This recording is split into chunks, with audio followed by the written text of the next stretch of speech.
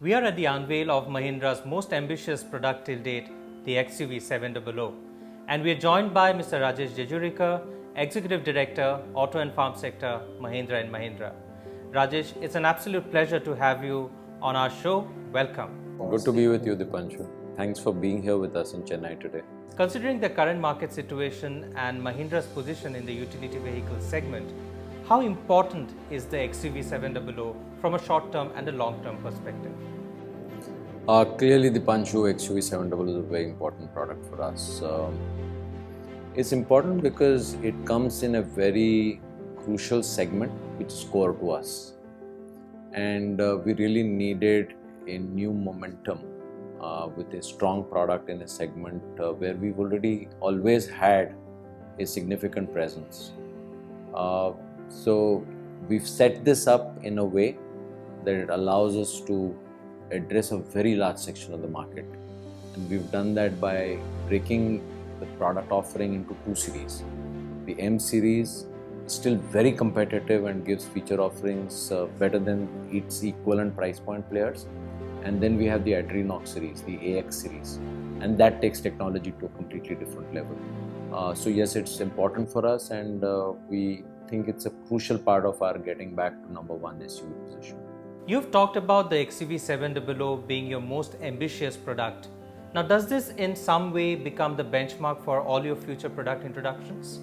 The answer, of course, is yes. And we are hence setting this up with a complete brand transformation agenda. We've done this new logo, you have it right here behind. And this new logo is significant in many ways, because the way we've set up this, including the visual identity at the dealerships, is to very strongly call out SUVs. It is no longer ambiguous about what we're going to do. The identity here also says sports utility vehicle. So we're very clearly and strongly calling out that we are here to play in this space. We will create authentic, strong SUVs with adventure capability.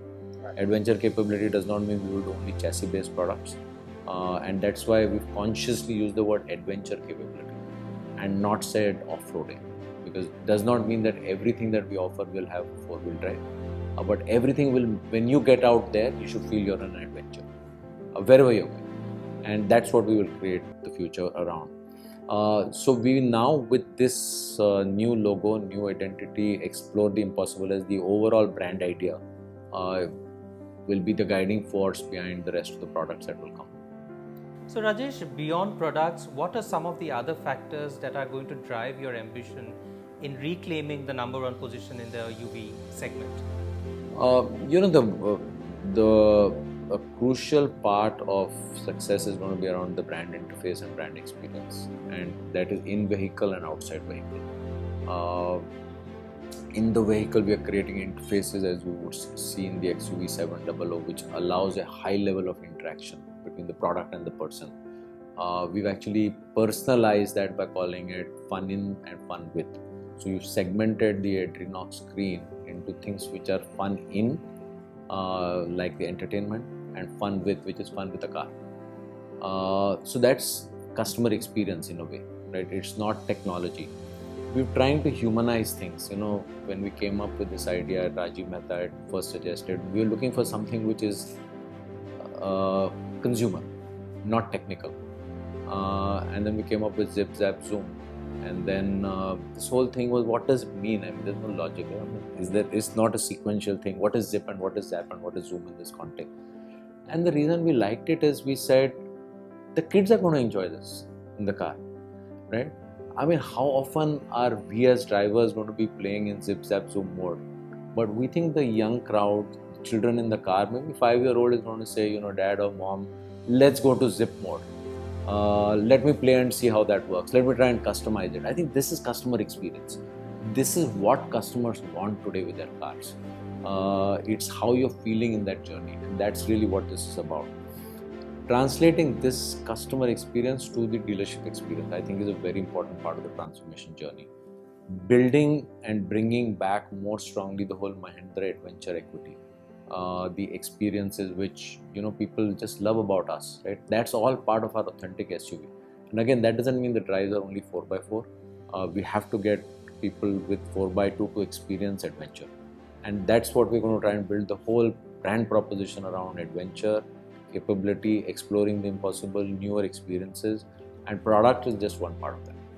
Specific to the retail segment, how are you really looking at amplifying the opportunities in digital in the coming days?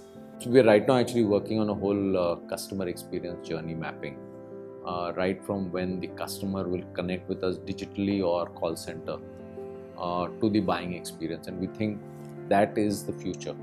And we really need to prepare ourselves for that future, which is very, very digitally enabled. As a part of the group office, we've set up a large capability now of talent, which is working with the business units to focus on and drive customer experience journeys. Customers will go and touch and feel a car, and there's no running away from it. I mean, I don't think anyone who is passionate about a car, and at least people who buy our cars are passionate, are not going to enjoy booking online if they haven't driven the car before. So there is going to be a touch feel. There is going to be a digital interface. The digital interface could be at the search, it could be at the ordering, and in between you will have the touch and feel. So we really have to blend a combination of digital experiences with touch and feel, and both have to be very enriching. There are of course multiple challenges in the market. The semiconductor shortage is one of them. How is Mahindra really dealing with it? I don't think I can, Dipanshu, use the word dealing with it. Okay. The right word may be coping with it, adapting to it, learning to live with it. It's like saying, how are we dealing with COVID? We are not dealing with COVID. We are adapting to it. Sure. Right? You take each day as it comes in our own lives as well, right? 3 days we start feeling good, then you hear some stories, masks are back on, so on and so forth. So we're learning to adapt with it, and that's the reality of the world, right? To pretend that we are not in that world, I think is fooling ourselves. So we are not going to pretend we are not in that world. Does that mean that we don't go ahead and launch XUV700? Of course we go ahead and launch it, but we have to be adaptive. We are living in a world where there is uncertainty for time we've never seen before. I mean, we never start a month with no idea what's happening. That is what it is today. So, and we have to learn to live with it for the next few months. And I think that's itself a huge organization learning. For all of us to be adaptive, knowing that the word plan has a very limited relevance. It may be hours, it may be days, sometimes weeks, but rarely more. Rajesh, how are you really looking at the opportunities with electric vehicles in the country? I'm just going to focus on this discussion on the SUV EV space because we have a whole last mile mobility business. We think that's ready for inflection point. We've structured that to drive inflection. We made that an end-to-end business entity. That means sales, marketing, product planning, exports. Everything becomes one compact unit. Not having to work across multiple organization interfaces. So it's compact, agile, and being set up for growth. Because there we see the growth is around the corner. In the personal SUV space, our sense is it's going to take 2 to 3 years in India before you really see any momentum. And there are very, very clear reasons why it will take that long. The cost of EV, the charging infrastructure, the ability to connect with love for planet, all of these things are evolving. Right? And there will come a point when you will see an inflection point. Our sense is that it's going to take 2 to 3 years. So we are building our whole EV SUV strategy on an assumption that we need to be ready 2 to 3 years later. We are not doing anything knee-jerk and rushing and saying, okay, can I get something out in 6 months, 1 year, whatever. We think that's going to be a compromise. We really will, when we come out, we'll come out with technologies which are absolutely futuristic and ready for the market when it's ready to explore. I think in this market, there's going to be nothing like a first mover advantage. You could be there before, you won't be there if you don't have the right technology tomorrow. It doesn't matter who came in first. The technology curve is moving at a very rapid pace. Being there yesterday has no relevance to being there tomorrow. So we'd rather be there tomorrow rather than worry about, who is there today. Considering the global megatrends or the domestic megatrends, what are some of the other opportunities that you're looking at in the coming times? Yeah, so when you say opportunity, I don't know whether you mean from a consumer point of view or a skill upgradation point of view. So you may want to clarify that and help. Consumer opportunities. Yeah, so consumer is going to move, like I spoke earlier, to a very we think the critical success factor is going to be human-machine interface. That is what will drive differentiation in the electric space. That is what will drive differentiation in the SUV space. And even when you have a very zippy car or a car which you really enjoy driving, an SUV, things like drive modes will create that interface which allows you to enjoy that experience much more. The ability to see the curve when you are accelerating, it's so you just don't feel it, you see it, right? And that's human machine interface, and we've tried to bring some of that in. But as we prepare ourselves for a new future, the critical thing is going to be preparing for that digitally savvy consumer who will come to expect these things from our vehicles. What about two-wheelers, Rajesh? How are you looking at the opportunity in that area? Yeah, so our two-wheeler strategy, as you know, we are not playing in the mass market, so that's clear. We have two legs on which we have the two-wheeler strategy at the moment. One is the Peugeot scooters, and the second is Classic Legends. Both are niche, both are strong brands in their right.